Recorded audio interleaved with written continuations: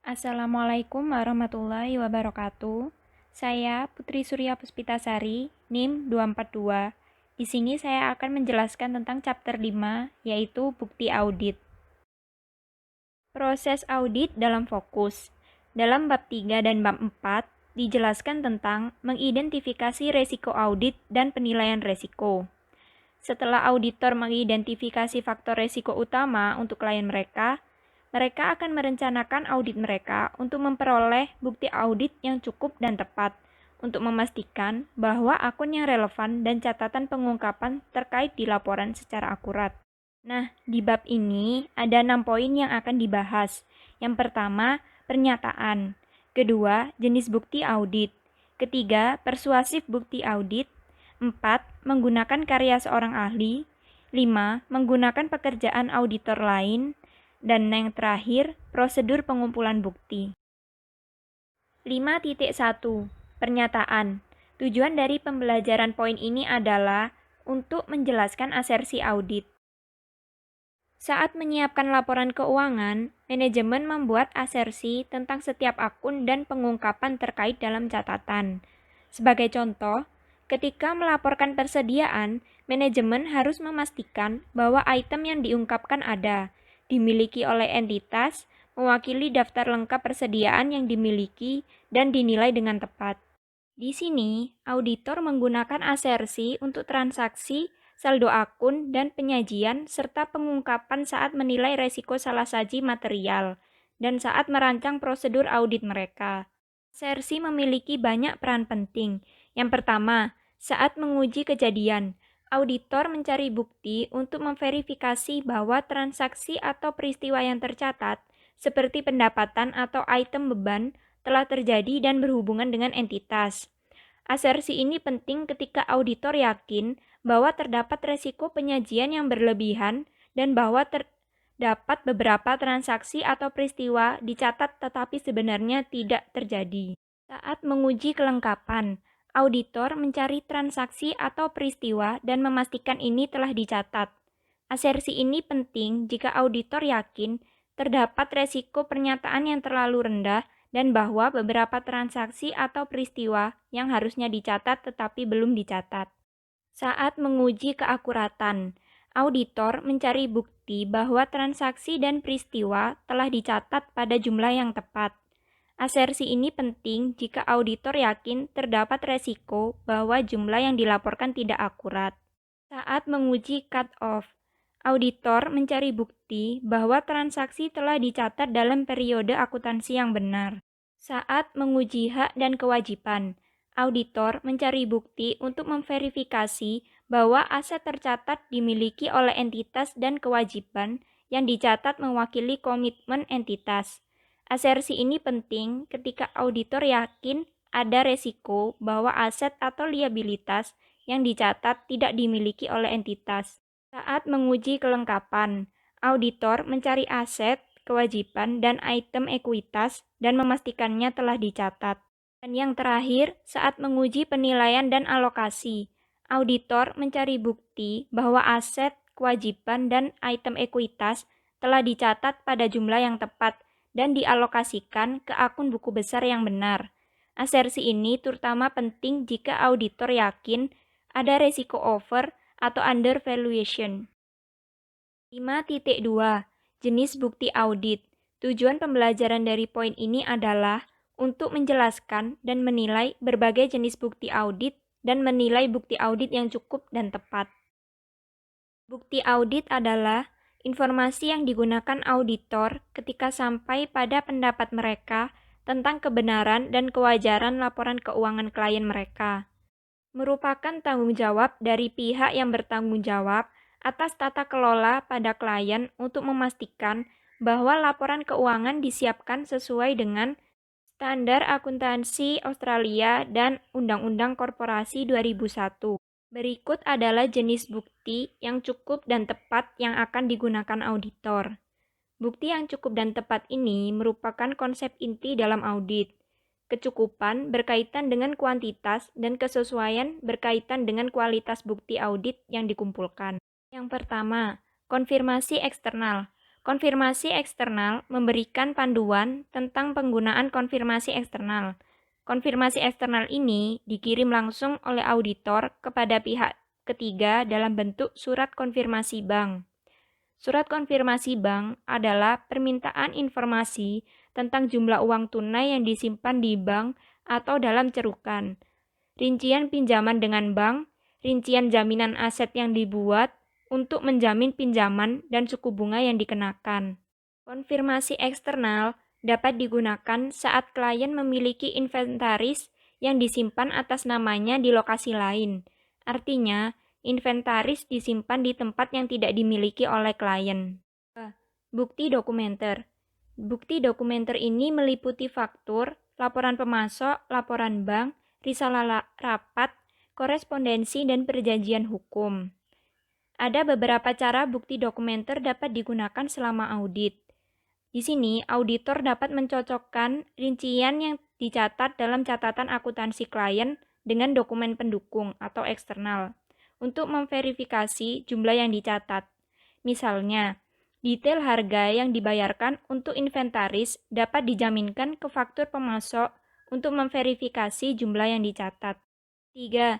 Representasi. Ketika auditor memiliki alasan untuk percaya bahwa ada masalah hukum yang dapat mempengaruhi laporan keuangan, seperti klien yang dituntut oleh pihak ketiga, atau ketika firma hukum diperkerjakan oleh klien untuk pertama kalinya, surat representasi diminta dari firma hukum yang ditangani kliennya. Surat perwakilan hukum umumnya dikirim oleh klien kepada pengacaranya, meminta mereka untuk melengkapi surat perwakilan dan mengirimkannya langsung ke auditor. Menurut ASA 502, surat perwakilan hukum dapat mencakup masalah hukum apapun yang melibatkan klien, pendapat pengacara tentang deskripsi klien tentang masalah hukum yang belum diselesaikan, dan apakah evaluasi klien atas masalah tersebut tampak wajar. 4. Bukti verbal. Bukti verbal digunakan saat memperoleh pemahaman tentang klien dan sistem pengendalian internalnya. Bukti verbal didokumentasikan dalam kertas kerja auditor sehingga semua diskusi kunci dengan klien disimpan sebagai catatan. 5. Bukti komputasi. Bukti komputasi dikumpulkan ketika auditor memeriksa keakuratan matematis dari angka-angka yang muncul dalam laporan keuangan atau akurasi penilaian, dan alokasi asersi. Bukti ini melibatkan penambahan kembali entry yang disertakan dalam jurnal dan buku besar klien, dan juga penghitungan ulang yang lebih kompleks seperti penjabaran mata uang asing, pajak tunjangan, bunga pinjaman yang belum dibayar, dan pemodelan nilai wajar. 6. Bukti fisik. Auditor mengumpulkan bukti fisik melalui pemeriksaan aset berwujud klien, seperti inventaris dan aset tetapnya. Di sini, auditor menjamin jumlah aset yang dicatat untuk mendapatkan bukti bahwa aset tersebut ada, atau pernyataan keberadaannya.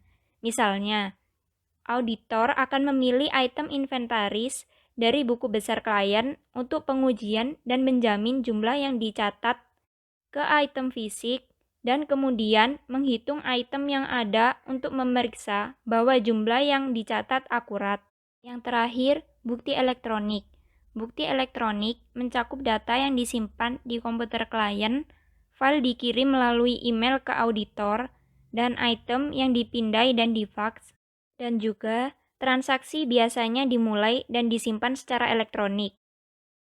5.3. Persuasif bukti audit.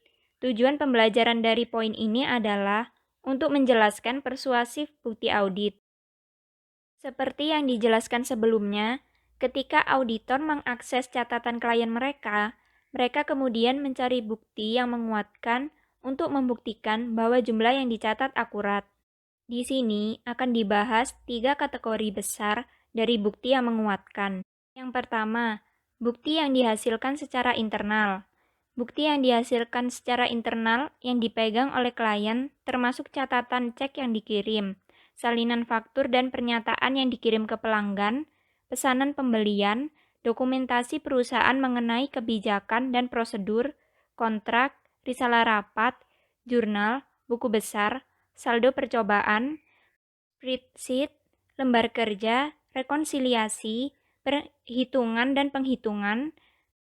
Bukti ini dapat disimpan dalam bentuk elektronik atau soft copy, atau dalam bentuk kertas atau hard copy.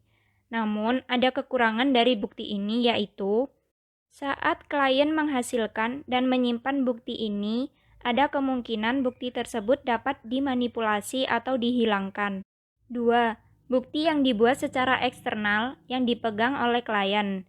Bukti yang dihasilkan secara eksternal yang dipegang oleh klien mencakup faktor dan laporan pemasok, pesanan pelanggan, laporan bank, kontrak, perjanjian sewa, dan penilaian pajak. Namun sama seperti bukti sebelumnya, ada kemungkinan bahwa klien dapat memanipulasi dokumen-dokumen ini. Lalu yang terakhir, bukti yang dihasilkan dari luar dikirim langsung ke auditor. Bukti yang dihasilkan secara eksternal dikirim langsung ke auditor, termasuk konfirmasi bank, konfirmasi debitur, korespondensi dengan pengacara klien, termasuk konfirmasi dan representasi, dan penilaian ahli. Sumber bukti ini dianggap paling andal dan berkualitas terbaik karena tidak bergantung pada klien. Karena bukti ini dihasilkan oleh pihak ketiga dan dikirim langsung ke auditor, dan klien tidak memiliki kesempatan untuk mengubahnya. 5.4. Menggunakan karya seorang ahli. Tujuan pembelajaran dari poin ini adalah untuk menjelaskan masalah yang perlu dipertimbangkan saat menggunakan karya seorang pakar. Perlunya menggunakan jasa ahli jika auditor tidak memiliki keterampilan dan pengetahuan yang diperlukan untuk menilai validitas akun atau transaksi. Pakar adalah seorang dengan keterampilan, pengetahuan, dan pengalaman yang dibutuhkan untuk membantu auditor saat mengumpulkan bukti. Seorang pakar dapat menjadi anggota KAP yang bukan merupakan anggota tim audit, karyawan klien, atau orang yang independen dari KAP dan kliennya. Berikut adalah tahapan dalam mempertimbangkan seorang pakar. Yang pertama, menilai kebutuhan untuk menggunakan seorang pakar. Kebutuhan untuk menggunakan jasa pakar bergantung pada pengetahuan tim audit, signifikansi dan kompleksitas item yang dinilai, dan ketersediaan bukti pendukung alternatif yang sesuai. Singkatnya, semakin sedikit pengetahuan yang dimiliki tim audit tentang item yang sedang dipertimbangkan, semakin besar resiko salah saji material dan semakin sedikit bukti pendukung yang tersedia. Semakin besar kemungkinan auditor akan menyimpulkan bahwa opini pakar diperlukan. 2. Menentukan ruang lingkup pekerjaan yang akan dilaksanakan. Setelah pendapat ahli telah ditentukan, ruang lingkup pekerjaan yang akan dilaksanakan ditentukan oleh auditor dan dikomunikasikan kepada pakar tersebut. Ini melibatkan pengaturan sifat, waktu, dan luas pekerjaan yang harus diselesaikan oleh pakar. Di sini, auditor harus dilibatkan dalam menetapkan ruang lingkup pekerjaan yang diperlukan, karena pertimbangan pakar merupakan bagian dari bukti audit yang digunakan auditor untuk membentuk opini auditnya. 3. Menilai kapabilitas pakar. Sebelum menghubungi pakar, auditor menilai kapasitas mereka untuk menyelesaikan pekerjaan yang diperlukan. Ini melibatkan evaluasi kualifikasi ahli sebagai anggota dari badan profesional, reputasi pakar dalam bidangnya, dan luas pengalaman mereka dalam memberikan jenis opini atau laporan. Dan tak lupa, pengetahuan dan pengalaman pakar harus sesuai. 4. Menilai objektivitas ahli. Objektivitas mengacu pada kemampuan untuk membentuk opini atau sampai pada kesimpulan tanpa pengaruh preferensi pribadi. Seorang pakar diharapkan lebih objektif jika tidak terkait dengan klien. 5. Menilai laporan pakar. Laporan pakar penting ditulis sedemikian rupa sehingga auditor yang bukan pakar di bidang yang dilaporkan dapat memahami konten teknis laporan. Laporan harus merinci setiap tahapan proses yang digunakan untuk sampai pada opini atau kesimpulan keseluruhan dari laporan. Laporan ini harus mencakup informasi tentang sumber data atau model estimasi yang digunakan atau perhitungan yang dilakukan. Terakhir, tanggung jawab untuk kesimpulan. tanggung jawab untuk sampai pada kesimpulan keseluruhan tentang kebenaran dan kewajaran laporan keuangan klien berada pada auditor. Ketika seorang auditor memutuskan untuk menggunakan seorang pakar, auditor bertanggung jawab untuk menilai kualitas bukti yang diberikan oleh seorang pakar dan menentukan apakah bukti tersebut andal dan objektif. 5.5. Menggunakan pekerjaan auditor lain. Tujuan pembelajaran dari poin ini adalah untuk menjelaskan masalah yang perlu dipertimbangkan saat menggunakan pekerjaan auditor lain. Pertimbangan khusus audit atas laporan keuangan grup termasuk pekerjaan auditor komponen memberikan panduan saat menggunakan pekerjaan firma audit lain. Di sini, auditor yang bertanggung jawab untuk menandatangani laporan audit atau rekan perikatan grup mungkin perlu mengandalkan bukti yang diberikan oleh auditor lain untuk komponen tertentu dari laporan keuangan klien. Ini terjadi ketika klien beroperasi di sejumlah lokasi, memiliki divisi atau anak perusahaan yang tersebar di seluruh negara atau dunia, atau memiliki aset signifikan di lokasi lain. Saat menugaskan pekerjaan kepada auditor komponen, rekan perikatan grup akan mempertimbangkan kapasitas auditor lain untuk melaksanakan pekerjaan tersebut. Rekan perikatan grup juga akan mempertimbangkan reputasi auditor komponen dan memastikan bahwa mereka adalah anggota dari badan profesional yang memiliki reputasi baik, dan merupakan tanggung jawab rekan perikatan grup untuk memastikan bahwa pekerjaan yang diselesaikan oleh auditor komponen memenuhi persyaratan dan standar rekan perikatan grup. Rekan perikatan grup menggunakan bukti yang diberikan oleh auditor komponen ketika menarik kesimpulan akhir tentang kebenaran dan kewajaran laporan keuangan klien. Temuan auditor komponen atas suatu komponen laporan keuangan akan ditempatkan dalam konteks audit secara keseluruhan. Jika rekan perikatan grup khawatir bahwa auditor komponen tidak dapat mengumpulkan bukti audit yang cukup dan tepat mengenai komponen laporan keuangan yang diaudit, mereka akan meminta agar bukti lebih lanjut dikumpulkan. Jika auditor komponen tidak dapat mengakses bukti yang cukup, rekan perikatan akan mempertimbangkan untuk mengeluarkan opini audit yang dimodifikasi karena batasan ruang lingkup. 5.6. Prosedur pengumpulan bukti. Tujuan pembelajaran dari poin ini adalah untuk menjelaskan prosedur pengumpulan bukti yang paling sering digunakan oleh auditor. Prosedur pengumpulan bukti yang dijelaskan dalam bagian ini dilaksanakan pada berbagai tahapan audit, saat menilai resiko, memperoleh pemahaman tentang klien, memperoleh pemahaman tentang sistem pengendalian internal klien, menguji pengendalian tersebut, melakukan pengujian dan penggambaran substantif terperinci kesimpulan akhir. Berikut adalah prosedur pengumpulan bukti utama yang digunakan oleh auditor.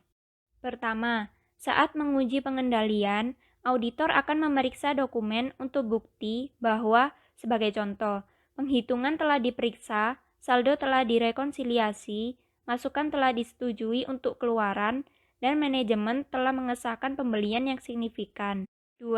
Aset berwujud diperiksa untuk memberikan bukti bahwa aset tersebut ada dan tampaknya dalam perbaikan yang baik atau rusak atau melewati tanggal penggunaannya atau penilaian dan alokasi asersi. 3. Staf klien diamati dalam melakukan berbagai prosedur ketika tidak ada cara lain untuk menetapkan bahwa suatu proses sedang digunakan oleh klien mereka. Misalnya, auditor akan mengamati pembukaan surat dan perilaku stock take untuk menentukan apakah prosedur yang tepat telah diikuti. Di sini, auditor perlu menentukan apakah terdapat bukti bahwa prosedur yang diamati telah diterapkan secara konsisten selama periode yang diaudit. 4. Permintaan keterangan digunakan saat memperoleh pemahaman tentang klien dan untuk menguatkan bukti lain yang dikumpulkan selama audit. 5. Konfirmasi. Konfirmasi adalah pertanyaan tertulis yang dibuat oleh auditor pihak ketiga. Mereka digunakan untuk mendapatkan bukti tentang item tertentu yang termasuk dalam catatan klien. 6. Penghitungan ulang. Digunakan untuk memeriksa keakuratan matematis dari file dan catatan klien. Ini akan melibatkan pemeriksaan penambahan dan perhitungan yang lebih kompleks. Penghitungan yang lebih kompleks akan dihitung ulang satu persatu. 7. Kinerja ulang. Kinerja ulang berarti mengikuti proses yang digunakan oleh klien. Sebagai contoh, ketika menguji penyisihan piutang ragu-ragu, auditor akan melakukan kembali penuaan debitur untuk sampai pada perkiraan jumlah penyisian. Dan yang terakhir, prosedur analitis. Digunakan untuk menilai hubungan antara informasi keuangan dan non-keuangan. Selama fase respon resiko audit, ini digunakan untuk mengevaluasi informasi.